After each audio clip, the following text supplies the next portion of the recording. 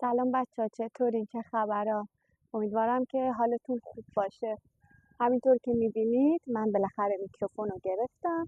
دیروز میکروفون رسید، کلی ذوق داشتم که براتون همون دیروز ویدیو بگیرم، ولی خب متاسفانه انگشتم داغون شد، درگیر بیمارستان و بخیه شدم. ولی دیگه گفتم امروز هر طور که شده بیام و با شما حرف بزنم. شما هم دوست داشتید تا آخر ویدیو ببینید، نظراتتون رو برام بذارین و لایک کنید. توی این ویدیو قرار اعتراف کنم که توی این 6 سال تجربه مهاجرت و زندگی در ترکیه چه اشتباهاتی کردم، چه کارهایی باید میکردم و نکردم و چه کارهایی کردم که برام خوب بوده. پس تا آخر ویدیو ببین، حتما نظرتو بذار. تو هم اگه تجربه ای داری یا کشور دیگه ای داری زندگی میکنی، مطمئن باش نظر دادنت باعث میشه به خیلی از ماها کمک کنه. ما وقتی مهاجرت کردیم خب سنمون خیلی کم بود دیگه. 6 سال پیش تقریبا من 24 سالم بود و ما خیلی یهویی اومدیم ترکیه. حالا توی تایمی حتما راجبش صحبت میکنم که اصلا چی شد که ما اومدیم ازمیر رو انتخاب کردیم. ما وقتی اومدیم اینجا، یعنی تو فاصله 2 هفته تصمیم گرفتیم که بیایم. واقعیتش میدونستیم که ازمیر مثلا یه اطلاعات خیلی ابتدایی داشتیم که چطور شهری از نظر آب و هوایی، جمعیت، از نظر مثلا جغرافیایی چطوریه، ولی کلا در مورد خود ترکیه زیاد اطلاعاتی نداشتیم. خب این اطلاعات نداشتن ما خب باعث شد ما یه سری اشتباهات بکنیم، چون میگم که سنمون هم کم بود، حتی اصلا بلد نبودیم چطوری میتونیم تحقیق کنیم، چطوری میتونیم سرچ کنیم. خب حالا من نمیدونم شانس بود، لطف خدا بود، نمیدونم کارما بود. ما جزو آدمایی بودیم که وقتی به ترکیه مهاجرت کردیم واقعا ضرر ندیدیم زیاد، یعنی کارامون خیلی خوب پیش رفت، پول زیاد از دست ندادیم مثلا تو پروسه مهاجرت.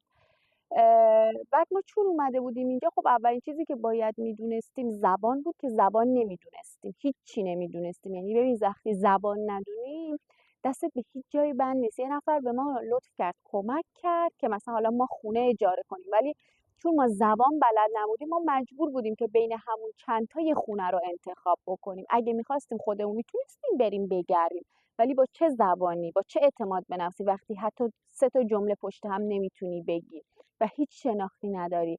مثلا چرا میگم که مثل واقعا برای ما بد نشد، خوب بود؟ چون ما به واسطه اون شخصی که میشناختیم اومدیم تو اون محله‌ای که اون آدم زندگی میکرد، همین نالیدره که الان داریم زندگی میکنیم. خب ما تو این محله موندیم. خب ولی وقتی شما هیچ شناخت دیگه از محله دیگه نداریم، اوکی الان این محله خب خیلی خوبه برا ما، اوکی ما اگه یعنی بازم برگردیم و عقب بازم این محله رو انتخاب میکنیم.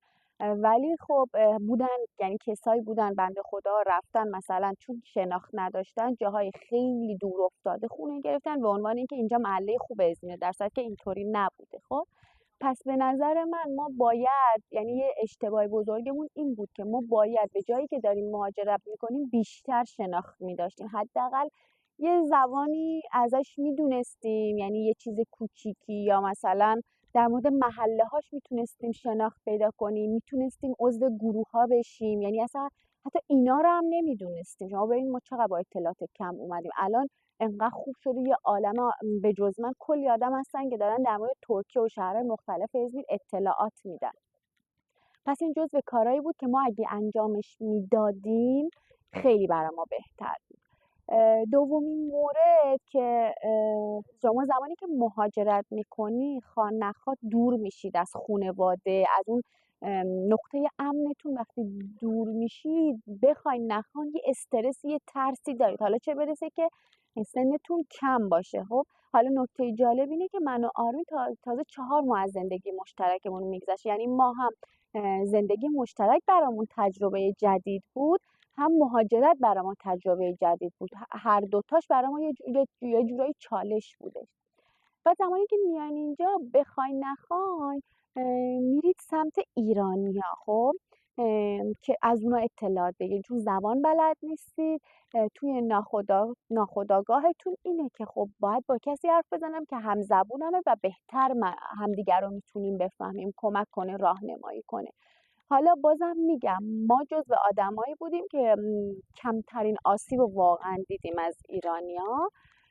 خیلی بودن آدمای چه ایرانی چه ترک که واقعا تو این پروسه تو این تایم خیلی به ما کمک کردن. زمانی که مثلا میرید توی معاشرت با ایرانی ها و خب شما هم آدمای جدیدی هستین و هیچ اطلاعاتی ندارید، اونا سعی میکنن نسبت به تجربه و اطلاعات خودشون مثلا به شما یه سری اطلاعات و آپشن بدن. مثلا ما زمانی که اومدیم اینجا به ما زبان از همه چی مهمتر بود دیگه. به ما میگفتن شما میتونید برید یه جایی به اسم تومر که اونجا زبان بخونید، مدرک بگیرید و حالا بتونید زبان یاد بگیرید. خب اون موقع ما ماهی 2000 لیر اجاره خونه میدادیم. هزینه اون تومر ترمی 2000 توریا بود، 2000 لیر توریا بود. یعنی شما میخواستید تا لول C1 بری یه چیزی حدود 6-7 هزار لیر هزینه میشد. خب شما زمانی که مهاجرت میکنی واقع بین باید باشی، پول خیلی مهمه. یعنی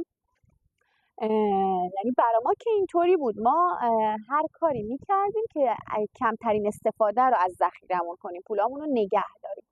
خب ما گفتیم که الان ما تازه مهاجرت کردیم، اصلا نمیدونیم چی به چیه و چرا باید بریم همچین کار کنیم، در صورتی که خیلی‌ها همون تایم بودن رفتن ثبت نام کردن، کلی پول دادن، اصلا نتونستن تا آخر ادامه بدن. یعنی هم پولشون رفت هم نتونستن مدرک رو بگیرن، مجبور شدن برگردن. خب پس نمیگم اون آدم داره اطلاعات اشتباه به شما میده، منظورم اون نیست. میخوام بگم که آدما نسبت به تجربه شرایط خودشون شما رو راهنمایی میکنن. در نهایت شما باید تصمیم گیرنده باشید که اون کار رو انجام بدی یا ندید. میخوام بگم که زمانی که مهاجرت میکنیم یه جورایی باید ذهنمون باز باشه که بتونیم تصمیم بگیریم، هول نکنیم، نترسیم، چون پیش میاد دیگه. خب خودمونیم دیگه، واقعا پیش میاد.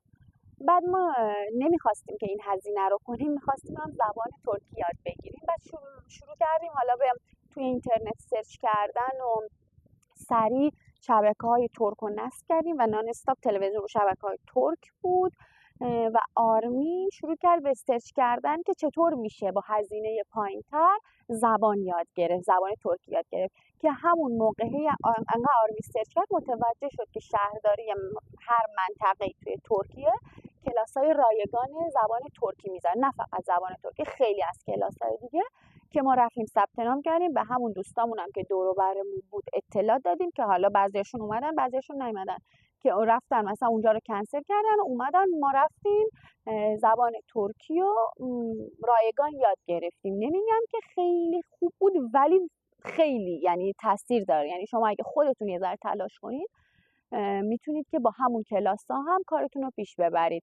پس ما طبق یه ذره که سرچ کردیم فهمیدیم که حالا میتونیم کارمون رو با این راه بندازیم، مجبور نیستیم الان بریم اونقدر پول بدیم. حالا اگه احتیاج شد مجبور شدیم خب میریم کلاس رو ثبت نام میکنیم. میخوام بگم که خیلی حواستون جمع باشه. یعنی این یه جورایی کار خوبی بود که ما انجام دادیم.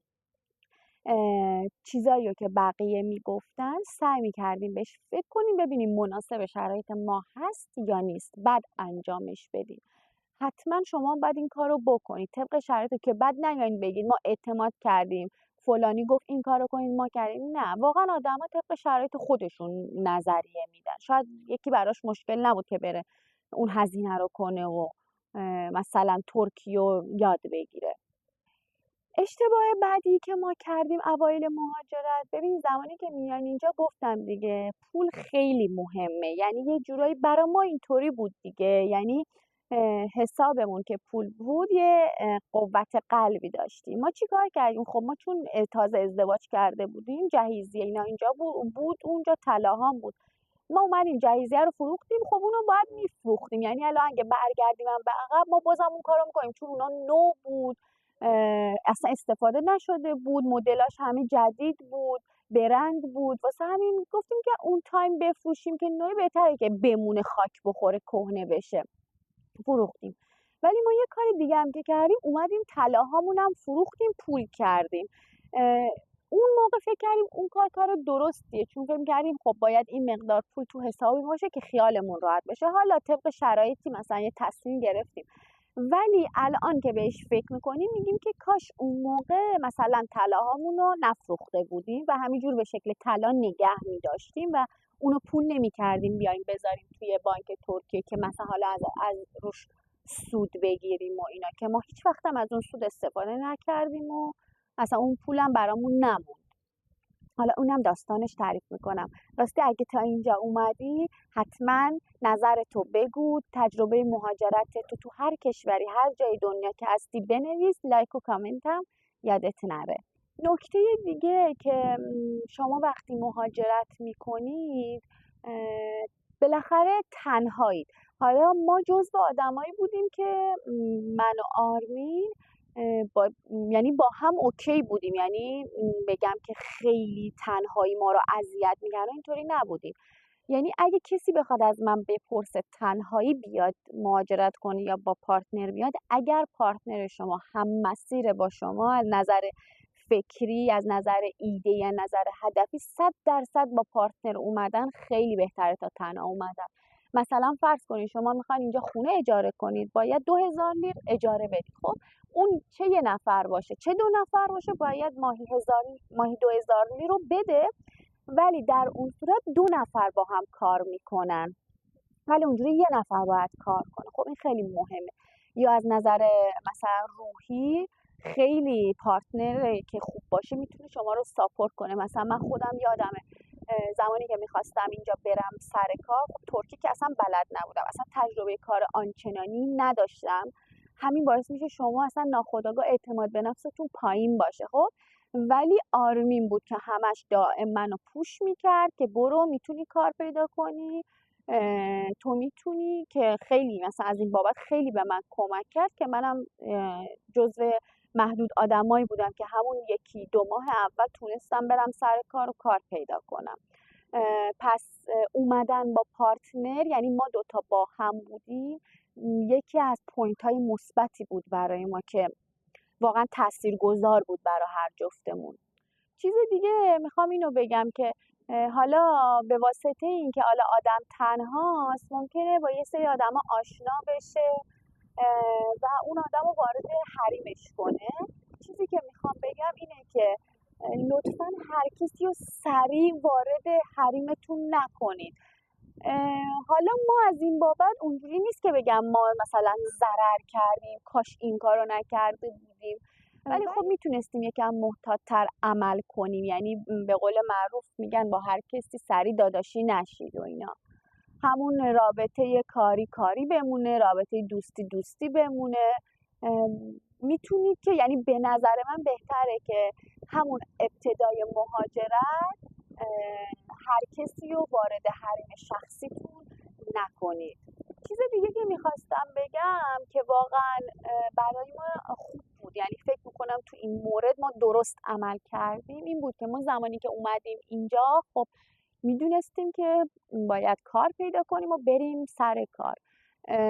ما بیسمون رو نذاشتیم روی این که باید بریم جای ایرانی کار کنیم یا یه ایرانی به ما کار بده. ما از همون اول توی ذهنمون این بود که ما باید بریم چون اومدیم به این کشور مهاجرت کردیم باید وارد اجتماع خودشون بشیم، بریم مثلا با ترکا کار کنیم، محیط ترک بشیم، هم واسه زبان هم واسه این که بالاخره ما میخواستیم اینجا زندگی بکنیم. یعنی یه جورایی دستمون رو زانوی خودمون گذاشتیم. میخوام اینو بگم واقعا نباید به کسی دل ببندید یا امید داشته باشید. میدونم مثلا خب غربت آدم شاید انتظار داشته باشه، ولی منطقی نیست. یعنی این دیدو اصلا نباید داشته باشید که میایین اینجا کسی باید به شما کمک کنه.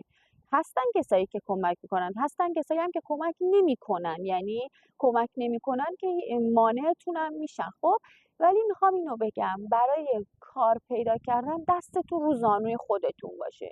یعنی این فکر رو نکنید که الان مثلا حالا مگه به من کار میدن نمیدن، چون اینطوری شانستون رو حتما امتحان کنید. یعنی قطعا ممکنه نه بشنوید، ولی خب اشکالی نداره، مهمه تلاشتون کردید، یه جایی هم نه نمیشنوید و انجام میشه. یعنی من خودم نمونه یه آدمیم که واسه اینکه کار پیدا کنم دونه دونه رفتم در آموزشگاه ها رو در زدم، نشنیدم، خب بالاخره چند تاشم اوکی شده و کارمو شروع کردم. راحت نبوده، نمیخوام بگم کار راحتیه، ولی میخوام بگم این ذهنیت رو که واسه خودتون ایجاد کنید که ما باید خودمون کار خودمون رو پیش ببریم، خیلی کمک کرد به ما در واقع. چیز دیگه که بازم برای ما فکر میکنم ما توش درست عمل کردیم، همینجور که اول ویدیو هم گفتم، مقوله مالی بود. ما خونمون رو با اشیا، با وسیله اجاره کردیم و اصلا همون اول هول نشدیم که بریم فلان وسیله رو بخریم. یعنی پولمون رو تا جایی که تونستیم ذخیره کردیم، چون نمیدونستیم چه اتفاقی میفته، چون دیده بودیم آدمایی که سر سال برمیگردن و کلی مثلا طرف ماشین خریده بود، خونه اجاره‌ای ماشین خریده بود یا پول کلی وسیله داده بود، که همین ما نرفتیم سریع وسیله بخریم که مثلا چون نمیدونستیم چه اتفاق قراره بیفته. یه اشتباه دیگه ای که ما کردیم، حالا نمیشه همه رو بگی اشتباه، چون میگم شرایط آدما فرق میکنه، بک‌گراند زندگی هر کسی متفاوته. ما وقتی اومدیم اینجا سری مشغول به کار شدیم و رفتیم تو فاز پول در آوردن. یعنی ما خیلی خوب پول در می آوردیم، یعنی به جای همه اون آدمایی که استرس داشتن الان میان ترکیه چجوری باید کار داشته باشن، چجوری پول در بیارن، ما دیگه اصلا از اون مرحله رد شده بودیم. خب من قشنگ یادمه هفته‌ای بود که من مثلا 100 ساعت کار میکردم، اصلا تعطیلی نمیدونستم چیه. پشیمون نیستم یعنی برگردم به عقب بازم همون کارو میکنم. خب ولی این قضیه پول در آوردن، چون یکم هم سنمون کم بود، باعث شد که ما همه ذهن و تمرکزمون بره روی پول در آوردن و نتونیم نسبت به چیزای دیگه تمرکز کنیم. مثلا چی؟ مثلا من خب امسال ارشد قبول شدم دانشگاه دولتی. من شاید این کارو میتونستم همون 4 سال پیش، 5 سال پیش انجام بدم که حالا ارشدم گرفته باشم، تمام شده باشه. یعنی الان که شدم مثلا الان شده 30 سالم، 6 سال گذشته، فکر میکنم که چرا اصلا من اون موقع به ذهنم نرسید که همین کارو بکنم. واقعا یه سری چیزا باید خودتون مسیرش رو طی کنید. یعنی من هر چقدرم بگم شاید اونقدر برای شما ملموس نباشه، ولی خب من سعی میکنم یه سری چیزا که باعث میشه پیشگیری کنه که شما کمتر ضرر کنید و حتما بگم. میخوام بگم که سعی کنید وقتی مهاجرت میکنید ذهنتون رو باز کنید، نذارید استرس و ترس به شما غلبه کنه. توی مسیری اومدید که یه مسیر سختیه، اصلا مسیر راحتی نیست و اصلا کار هر کسی نیست. من همیشه معتقدم آدمایی که مهاجرت میکنن و میمونن و دووم میارن یه آدمای متفاوتی هن، آدمای معمولی و عادی نیستن. چون که انقدر با چالش روبرو میشید که یعنی چجوری بگم، مثل یه گیمه، مثل یه بازیه که شما واردش شدی و هر روز ممکنه برای شما یه چالش بشه و رد کردن این چالش ها واقعا یه جوری بشه شما لول اپ کنید. همینطوری هم میشه واقعا. کسایی که مهاجرت میکنن از نظر فکری هدفشون فرق میکنه، دیدگاهشون به زندگی، ذهنشون باز میشه. چون ما که مهاجرت کنیم چاره دیگه ای نداریم، باید رشد کنیم که بتونیم دووم بیاریم، باید تغییر بکنیم. خلاصه این بود تجربه من راجع به این که این 6 سال چه اشتباهاتی کردم که اگه نمی کردم بهتر بود، ولی خب اشتباه هم جزوی از زندگیه، جزو همون تجربه هاست که همه ما میکنیم. از اشتباه نترسید، از ریسک کردن نترسید. اگه اون ریسک چجوری بگم زندگیتون رو به خطر نمیندازه، حتما انجامش بدید. من همیشه اینو میگم خیلی از آدمایی که مهاجرت کردن و برگشتن، اونی هم که برگشته آدم شجاعیه، چون ضرر رو واقعا هر جا بگیری منفعته، چون اونم کاری کرده که برای زندگیش و به نفع زندگیش بوده. اصلا حرفم نیست که اون کار اشتباهی کرده یا نتونسته بمونه، اتفاقا اون آدم درست ترین کار رو کرده. از اومدن نترسید، از برگشت نترسید، از تغییر نترسید. اینا جزوی از زندگیامونه. اصلا تو جایگاهی نیستم که بخوام الان به کسی نصیحتی کنم، اصلا همچین قصدی هم ندارم که بخوام نصیحت کنم. فقط صرفا خواستم تجربه هامو بگم بهتون، بگم که این 6 سال چه گذشت. کلی داستان و قصه دارم که براتون تعریف کنم که حتما تو ویدیوهای بعدی میگم، در مورد کلاهبرداری هایی که شد، چالش هایی که داشتیم، اقامت هایی که گرفتیم و نگرفتیم، دوره کرونا چجوری پول در آوردیم، که حتما اگه شما حمایت کنید و نظر بذارید به زودی دونه دونه رو با شما به اشتراک میذارم. و از اینکه یه فرصتی پیش اومده که بیام با شما حرف بزنم خیلی خوشحالم، خیلی برام با ارزشه. شما هم حتما نظرتون رو بذارید. مرسی از شماهایی که تا آخر ویدیو اومدید. شما با بقیه واقعا واسه من فرق میکنید، چون اکثر آدم تا آخر ویدیو نمیان. مرسی. تا ویدیوی بعد خدا نگهدار و شاد باشید.